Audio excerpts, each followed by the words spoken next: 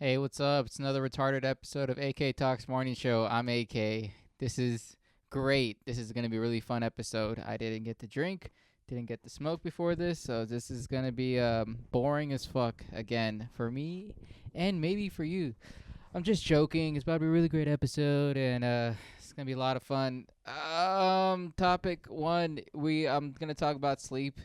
So if you guys want to skip through like the first 30 minutes of this, that's fine, but sleeping has not been good for me. I'm bitching and moaning because I don't have any segments to do here. This is just solo sadness for a little bit. Then it might get funny. Like I had trouble sleeping for like 3-4 days straight. Get like an hour a piece every single night, and it's a lot easier than you think. Like you can just get past midnight, and then after 2 a.m., it's kind of like free ball. Like 2 to 4 a.m. doesn't really matter. It's like blinking. Honestly, just time just flies. I put my head down for an hour, wake up at 5:30, and then go straight to work, and then just crush monsters and shit. I mean Red Bulls. I'm a Red Bull guy now because that's a little bit healthier than the other options, and I'm trying to be keto friendly and shit. So yeah, I did that for a couple days. During the fucking Amir podcast too, I was like, I was in a really bad sleep issue during that too. So I was a little bit more of like robotic and not animated as I usually am. You know, I'm really more flamboyant with my arms and my words because that's the type of character I describe myself. Wow, dude, I can't get over this itch of how gay this feels. This never gets better. Like this, some episodes are easy. Like it's easy just to record and not pretend this is not crazy. But 99% of this shit, it's just like, why do this? Why continue to do a podcast? Not like living. I mean, like the podcast. Why continue doing it?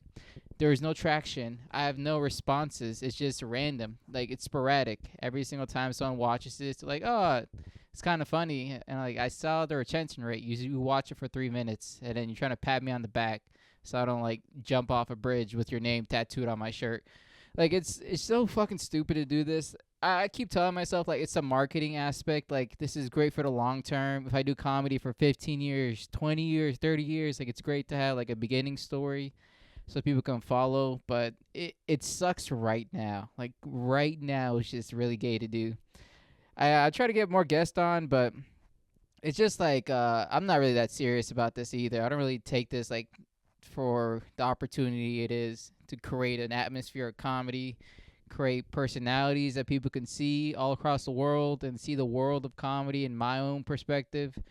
Because that's what I like more about other podcasts that I watch. Like Joe Rogan Experience, his podcast, him himself sucks. Like Joe Rogan sucks.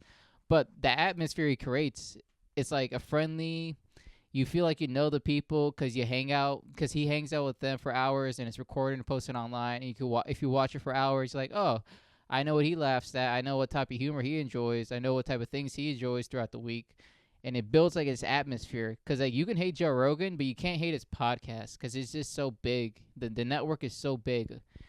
Same thing for what's another great pod, like Matt's Secret Shane, the MSSP. That shit is fun too because like it's inside its own world too. Lemaire, the other black dude, Gardini. It's like that group of space. Like I don't know anything about these guys, but that space that they create is like, oh, all right. It feels like I'm in the corner of the room or a fly on the wall, or some other weird analogy that I feel more comfortable to talk to these guys if I saw them face to face. But I don't know them. They don't know me. So it's just that type of parasocial relationship that I'm trying to build naturally, but it's not really fun to do in the beginning because like it's just plain and simple. Why do a podcast if you're not rich and famous? What's the point of doing it other than just being weird and someone making fun of you at the end of the week? It's just it's so sad that people don't want to look long term, because if you can look long term, it makes everything makes sense. Like if I became somewhat successful to a point where like I can go on the road and make a living off the road, this podcast would be fucking awesome. But if I don't, it's like, oh, all right, dude, just go back to work tomorrow morning. Why are you being fucking weird? Go back to work and enjoy the rest of your life. All right, I got that off my chest. So now, if you guys make fun of me, I already did it first. I won't hear anything you say. La la la la la. Can't hear you if you're bullying me. La la la la la. Oh yeah, but I had sleeping issues. I didn't sleep good for 3 4 days out the week, and it started to hit me hard. Cause normally I can go like one day, like no sleep at all, nothing affects me. It's sometimes it's even like a boost throughout the next day. I'm like, all right, I feel energized. Like I don't know why, but I do. But after 3 days of like no good sleep, it really does hit me hard. I didn't realize it until like it was like middle of the day. I was going on my lunch break, and I was like, "Why the fuck am I high? Like I feel high as what the fuck? I feel like I took a perk or some shit. Like I feel dazed, confused. I don't know what time it is. I don't know where I'm at." And it was just like that thought process was going throughout the day for like random 20-minute spurts, 4 or 5 times out the day, and it got kind of scary because like obviously you can check what time it is and what day it is and where you're at, but if you keep forgetting that and you're asking yourself the same questions over and over again, you start to feel a little crazy. Like I don't know, it starts getting there's like a disillusion. This is disorientment. There's a shit where like you don't think you're real. There's a word for that. It's not just crazy. There's another word for it. Um, and yeah, that pissed me off too. I was like, why the fuck do I feel like this? I shouldn't feel like this. This is not healthy. It's not normal. I don't like that. And it really hit me because the paranoia started to hit. I was at the grocery store trying to buy some food for the week because I'm furloughed right now, so I need to stock up on food for this hibernation. And I was inside the store and I was like, everyone knows me. That's what I thought about. Like, everyone fucking knows me right now. And everyone's staring at me because they know something about me that I don't know. And I was just like shopping, like staring at people, like flinching 10 times. Like, well, who the fuck is he? Who the fuck is that? Who the fuck's that guy? And I felt really bad fast. But then when I walked out the store, I was like, what the fuck happened? Like, why the fuck do I feel paranoid about buying food at the grocery store? Like Maria's working at the cashier. Like I know her. I made jokes with her. Like why do I feel like she's gonna send me to the police? And that's when it really hit me. I was like, oh, I need to sleep. This is not good at all. I need a healthy amount of sleep. I need a full 8 hours plus. I need something to fix this fucking homeostasis in my brain. That didn't go well at all. Cause like it's not just the paranoia and like disorientation, yeah, like disillusion that goes on throughout the day. It's like another thing too that I can't pinpoint because I'm not a fucking doctor, and you shouldn't take medical advice from me. But it was like a whole nother level of like I don't feel real, and I was just going out throughout my days, just like moving, feeling lifeless. It was really, I would even say it's depression because like you don't even feel sad. It's like you feel nothing the whole time. You're just like a ball rolling on a flat plane. He's like, this feels okay, I guess. I know what I am. I'm human, but it's just a weird. I don't know. You should try it out. Fuck it. Try not sleeping for 3 days and see how you feel. Try that out. See if you don't go crazy. I might be fucking lying. But it did fuck up my mood for comedy when I went to do the open mics and shit like that. Cause I lost all the motivation to do it. Morally, because I didn't even feel like doing anything. Maybe it is depression. I don't even know. But it really did suck dick. I was bombing all week, and the week before that, I was just eating shit on stage so much. One, because like there's no one really showing up to an open mic, so I really can't get any feedback on any jokes. And I'm doing new jokes too, so I don't have any feedbacks. I don't even get any feedback on any of my jokes, so I don't even think like any of these new jokes are working either. Or I'm trying to edit an old joke, and it's still not working either. And I'm like, I suck at comedy. This is just who I am, a shitty comedian. I might as well fucking double down on a podcast or learn how to write better or some shit because I felt really bad about doing comedy. I was like, doesn't feel normal anymore. This is what losers do. They do comedy bad and then pat themselves on the back and say better luck next time. I was feeling like that the whole week. I did break the curse yesterday when I went to the Port out in Baltimore for the open mic. Really nice place. You should go check it out. It's a place where they actually show up with audience members, and it feels like you're actually doing comedy because you're learning a little bit, even though it's like 10, 20 people or some shit. Better than zero. That's the thing. It's always better than zero. So that kind of broke the curse, and I finally understood, like, okay, the joke does work, kind of. And the joke's just about, like, how I don't know if people are gay. Like, I don't have a gaydar at all. Like, it's based off of this experience I had I was drinking with a couple people, and one dude was about to go home with another dude, And I was like, what the fuck is he doing? Is that his best friend or some shit? He's like, no, he's gay. And I was like, it didn't hit me at all. Like, he could have made out with another dude, and I still would have thought, like, that's like a European whisper or something secretive they do overseas. Like, that's not gay at all. I should have read the signs because he was doing coke off a cock. I'm joking. That's not true. He's a good guy, but he was doing coke off a cock, and I thought it was just like a party thing. Like, everyone does that here and there. I didn't get to because I don't like doing coke or like seeing cock 3 inches from my eyes. I don't like either one of those experiences. But hey, maybe in another life I might enjoy that. Yeah, I was trying to work out that joke, and I was trying to work out another fucking stupid joke that I was thinking of. I can't remember it off the top of my head, but that's a sillier joke that I'm trying to, because I'm still trying to push this narrative that I'm not a dirty comic. That's not what I go on stage and be dirty. It's fun, kind of, but it's not like if the jokes don't land. I'm not saying the joke is bad. I'm not saying the audience member is bad. It's like I just don't feel like being the guy talking about a dead hooker anymore. I feel like I should be a family friendly event. I should be doing 8 o'clock shows where the lights still out, like the sun's still up and shit, and you can see humanity in the eyes. Not these fucking late ass shows at like 10:30 on Monday night, where everyone there is just degenerates and shit. So yeah, I'm just bitching ammonia again because that's what grown men do. Grown men go online and they cry about their lives. This is what being a man feels like. Masculinity is just oozing out the screen. I hope you guys can feel this. Don't catch the testosterone because it is HPV. Nice. There we go. Did I burn through half the segments I have here? Yes, I did. It's because I know how to do this. I've been trying to work on segments for this show too, because I have so many viewers and people just want the next new thing, and people just want to see me progress as a podcaster and shit. There's this one segment I was thinking about doing. It's like man on the street questions, but it has to tie into like mornings. So I was just gonna ask them questions about their mornings. It's fucking gay on paper, but I'm trying to find a way to make it interesting. It's like it'll be like fast questions, 10 questions under a minute. You just have to answer them fast. Like, what do you do? What's the first thing you grab in the morning? If someone pissed in their bed, who would you blame? If someone's yelling outside, what would you do first? If you're late for work, how do you get out of the room? Like, it's just stupid shit like that. But I'm trying to find ways to like set up people to say something funny, because I don't want to set up somebody to say like a boring question. But I don't know. Another segment I was trying to do was it was like the weather segment, but instead of actually talking about the weather, I would say it would be like the daily news shit, where they talk about daily shit that's happening around the world, and it's kind of like a play on the words. It'd be like, is this well, let's decide if this is, or whether this is important or not. Yeah, let's decide whether this is important or not. High level comedy here, man. This is not sad at all. High fucking level comedy. If you don't understand the joke, read a book.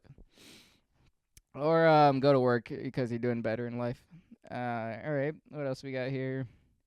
Mood, been bombing at all the dead mics. Port, be more segments. A mobile mechanic. Look at this, guys. I have a mobile mechanic business, and it's been doing great. I have one customer, like one real customer. And I'm trying to write out a terms and agreement, because that's like a big thing you should do when you have a business, is write terms and agreement and then put like the most evilest things inside that terms and agreement. So once they click yes and accept, like, oh, okay, I can do whatever I want. I was talking to my buddy about this because he was wondering, like, what can you put inside a terms and agreement? And honestly, I kind of just guess. I've worked with other people who made their own terms and agreement, so I kind of understand what exactly you have to put to protect yourself from liability, at least the company from liability. Because if you have like LLC, that protects the person, I believe, the person from the business, but the business is not really protected. I'm guessing here too. I went to YouTube to find out this information. So if you write a terms and agreement where it says, like, even if I fuck up, it's not my fault, and you have to take care of it after, I could write that down. If they click agree, then I think it's fine to fuck up, and I won't get blamed legally. And if they try to go after me, it'll be a defamation lawsuit, and I'll just steal their car. Isn't that how you're supposed to do business? Tell people publicly about how shitty of a business you can run. Isn't that just how you're supposed to do it? Why am I not on Shark Tank with these ideas? It's just fucking right through people's heads. You guys don't even understand how big. Okay, me either. Um, I haven't done laundry. I don't know why I wrote that down. I think that was supposed to be a separate list of just do laundry. There's no segment. There's nothing I could talk about laundry. It's been a week, I think, since I laid out my clothes to wash. So that was important to tell you, right? That's high skill comedy right there. Trying to write a sketch. That's nothing I can say on here. Oh, I did watch this video about forever plastics, about how Teflon is destroying the world. Yeah, here it is. Once I realized like I'm going a little bit crazy because the lack of sleep, my Instagram feed just set me to like straight crazy people. Like no fucking hesitation. They realize like, okay, he's been on his phone for about like 30, 36 hours straight. All right, let's teach him about forever plastics. Let's teach him about cloud seeding and let's teach him about how everything's all fucked up and it's how it's supposed to be designed. Let's teach him about how all the shapes in the world really matter and you should look at the shapes to find out if people are evil. Let's talk about how there's lizards living under the ground. And the thing is that like normally I can watch that and then laugh at the people. I'm like, oh, you fucking stupid fuck. What do you mean clouds are seeding? There's no fucking plants up there. Or the forever plastics. Like, come on, man. Just fucking drink the water. It's not gonna goddamn kill. It's easy. I can do it right in front of you. It's not a big deal. But after a few days of like not sleeping right, it's more like I agree. He's like, these guys are right. These guys are geniuses. He didn't go to college. He didn't have to. He's a fucking genius. Listen to him. And I was just believing everything they said. I was like, yeah, that's why they're trying to kill us because our pineal glands are getting too big so we can't elevate to the fourth dimension. That's the reason why they're doing everything. Fluoride is shrinking the pineal gland. Come on, man. Stop drinking water. It's not because tooth decay was like a big issue in the fucking 60s and people were losing their teeth at like 24. No. It's because they want to shrink your pineal gland. Because like 100 years ago, people were evolving into the fourth dimension. Before everything got fucked up, everybody was just evolving after they died. Like it was everyone was doing it. I don't get that argument too. It's like we need to go back to this fucking time period where everything was peaceful. Like it was just shitty. People weren't doing much because they didn't have much. No one was elevating. No one was elevated up there. All right, everyone's always trying to elevate. No one's got there. So we can fucking cut the horse shit. Don't say my pineal gland is getting smaller. It's been at its max potential ever since I was born. There's nothing I can do to make. I'm not gonna meditate for 4 hours straight. I'm not going to starve myself for 4 hours so I can get closer to the fourth dimension. Like, cut that shit out. But the forever plastics are real. I didn't realize that shit. It was kind of the argument with the Teflon stuff.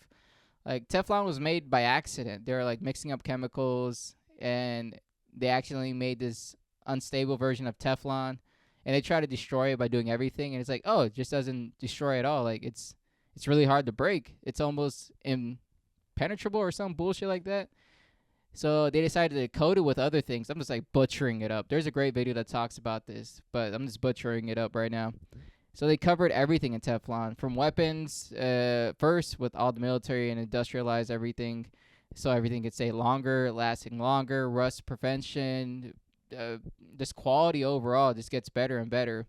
And then it was like, oh, fuck it, let's put it on a pan where people cook and eat. It's like, fuck it, let's put it on plates, cups, or whatever, walls. They do it. They put Teflon everywhere, like literally everywhere.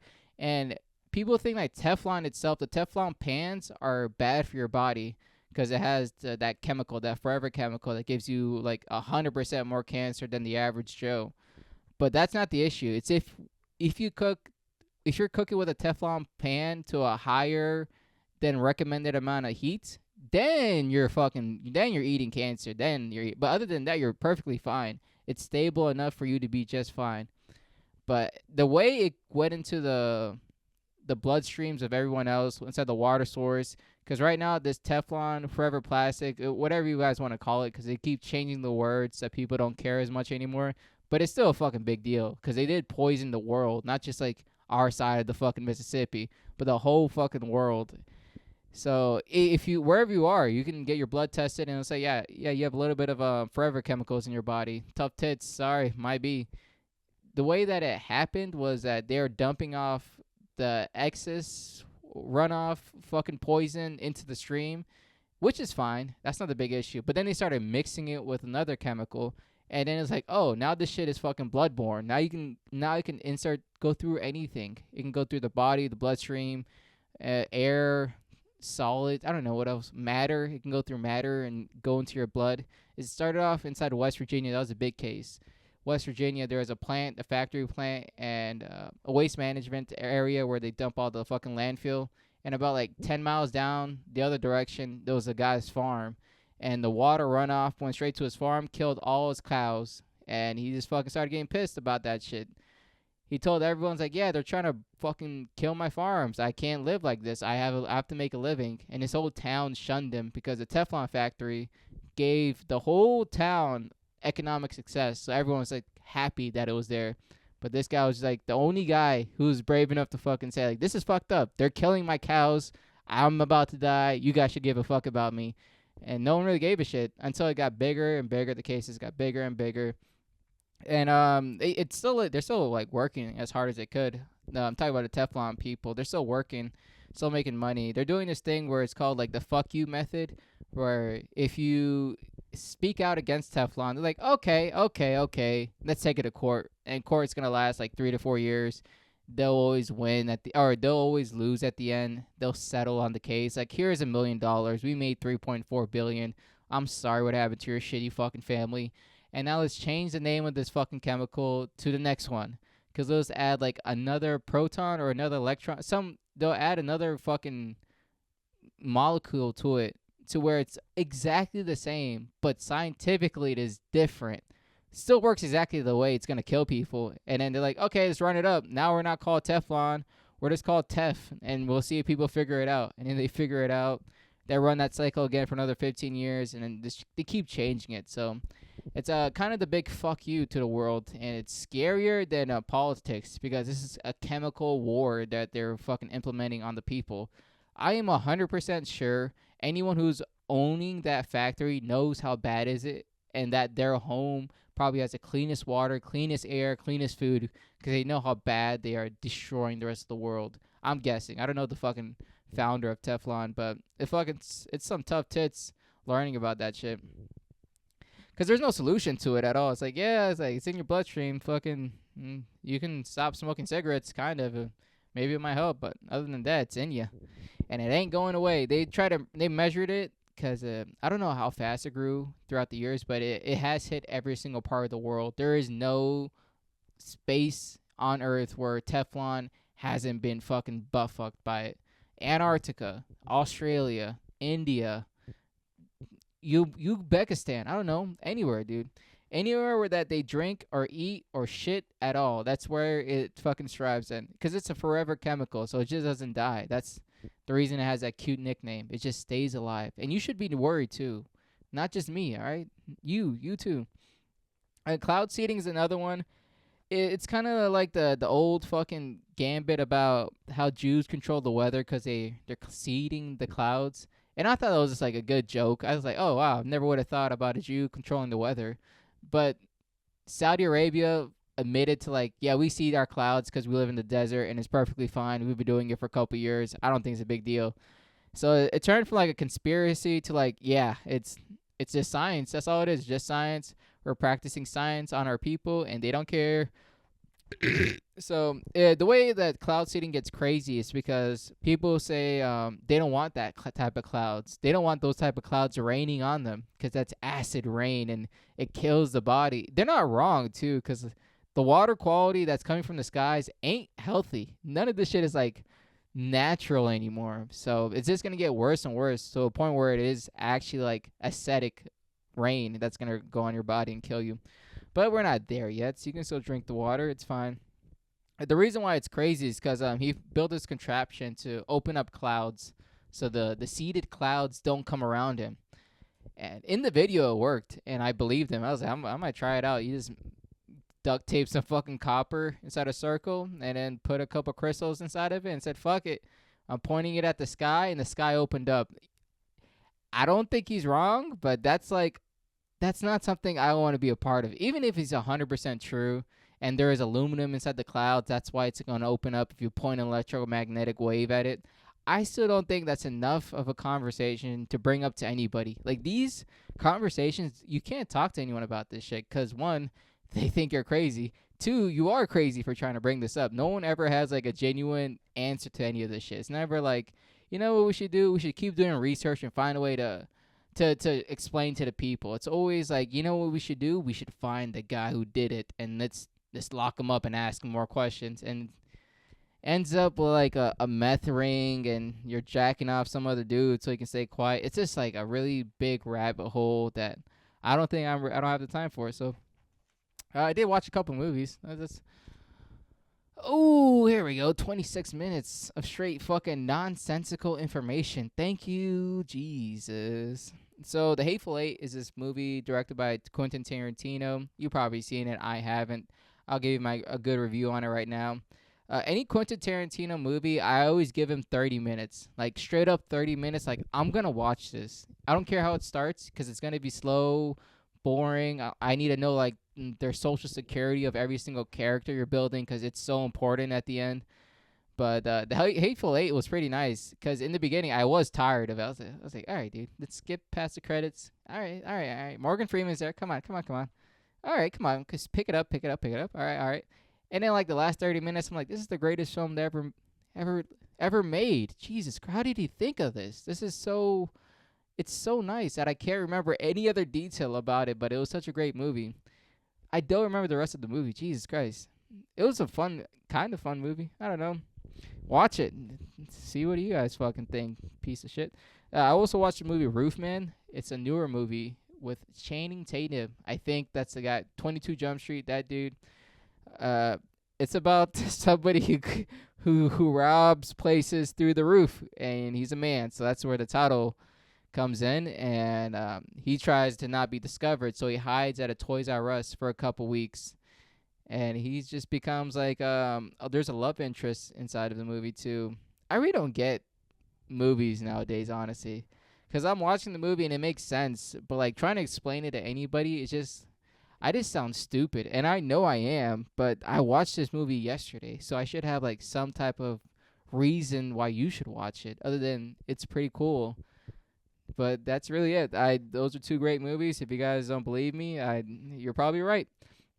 Let's see what I seen online. I've been watching some sketches all over again, like the Gillies and Keeve sketches. They're really fucking bangers, and I really like that idea, the way they did it and shit. I was rewatching Norm Macdonald because he was saying like he's so misunderstood. No one really understood his comedy. Honestly, like I don't understand it either. I don't. He's like he's not that funny, and it sucks saying like I'm any better, but it's just like I'm watching a shit. I'm like, all right, dude, like this would bomb everywhere. It would just bomb. But if it hit, I think it's like out of the park, back to back, 9 innings straight. Like it just hits. It's just so strange to see because he's so loved by everybody, every comedian out there. It is good to hear a unique voice so you understand like there's different levels to this shit. There's different paths you can take. But I do respect his work ethic. I do respect all the work he put out, like actual work, not his stand-up. He is funny, I think. I really hope so. But his stand-up fucking sucked dick, and I was upset. There's these guys called HTX Studios. They're like the Chinese Mr. Beast, but they're cooler. They're a robotics, I guess, company that just makes cool fucking shit. You should check them out on YouTube. They finally translated their videos from Chinese to English, and they're gonna break the fucking market inside the English world. Yeah, they are. That's how you say it. Inside the English world, they're gonna break the market because it's just high quality videos, and there is no fat at all. There's no like, hey guys, today we're gonna do this. It's like I am from China. I build robotics, and look, it's cool. And he doesn't even go like the time lapse about how he did it. Everything. He's like, this is what I built. Let's fucking use it. It's awesome, right? And the one I really liked is the mobile trash can. So if you just throw trash anywhere, it lands inside the trash can because he built a robotic trash can. And I think it's fucking awesome. Built a telescope. That show's pretty cool too. And you should check out their videos. I was rewatching SNL just for like inspiration to write. And surprisingly, some of the shit is funny. I've only heard bad things from SNL, like from other people. It's like, oh, this shit sucks. They put dog shit writers. No one's really funny anymore. But since Cam got on, I was like, let me fucking do a deep dive on SNL to see if it was actually funny. And it is funny. And I was like, damn it, dude. I suck at comedy. I'm fucking dying here. Like, this is a great fucking joke. Jesus Christ. Am I a hack? This is sad. But they're fucking funny, and I feel bad about myself. That's why I'm at the shit on them.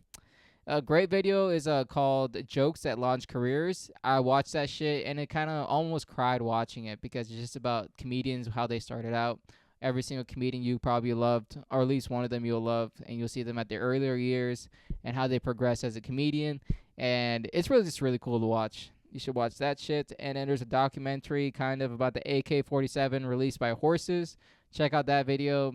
I love how I just tell you what videos I liked because I can't describe a single one of them. The AK-47 is a nice weapon. I would say now it's my favorite weapon, not just because the name and my name is fucking catchy, but the startup of it. Because AK-47 was the fight against, are we West? The Western imperialistic society, the white man ruling everything, those people. The AK-47 was a fight against that. And they made a weapon so reliable and yeah, it was just so reliable, so comfortable to use, and easy to teach.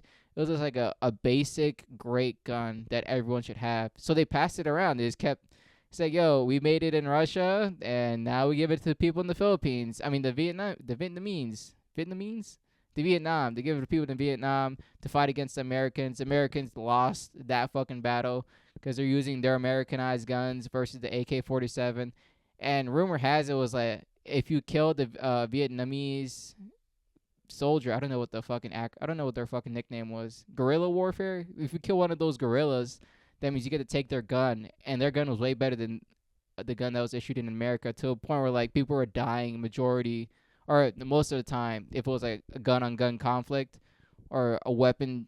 If it wasn't like dysentery or like a random other way to die, not like a bomb or anything, but it was like straight gunfights, your American guns would fail. I forgot, it was a M1, something about that, the M14 or the M2 or some shit. One of the earlier guns. And America tried to fight back against that by making like the M16, I think, but it was a specialized gun. It was given to like Green Berets or specialized Delta Force or whatever. The cooler guys got to use those guns. And the AK still fucking outmatched them because it's just such a great gun to have. And the AK obviously went down to the Middle East, and they fucking had a great time using that gun. The AK got modified into the AK. It's like MAK4 or It's like another version of it, just an updated version, which is used by the Israelis a lot. The Israeli version of the gun, and I truly think the AK-47 might be the most versatile gun for the average Joe because it's easy to use, easy to clean, and easy to teach. Like you can just hand this gun over. And somebody was like, "Oh, it's not that hard. He's point and shoot, and the bullet goes straight right there." Especially the newer ones, the modified ones. I think they fixed up all the recoil by translating the bullet caliper to fit the NATO 5.56, which I think is awesome. I think originally it comes at the 6.67 or 6.7, some shit like that. Oh my god, I just fucking did all those fucking motions in my brain. But I think they came with that higher caliber bullet, which was way more deadlier, but. Yeah, that's all I had to say. If you guys enjoyed a skinny fucking Ethiopian out in Virginia to talk about his fucking random ass day, please like, subscribe, comment, drop your hate mail to the P.O. box. But other than that, have a very classy day.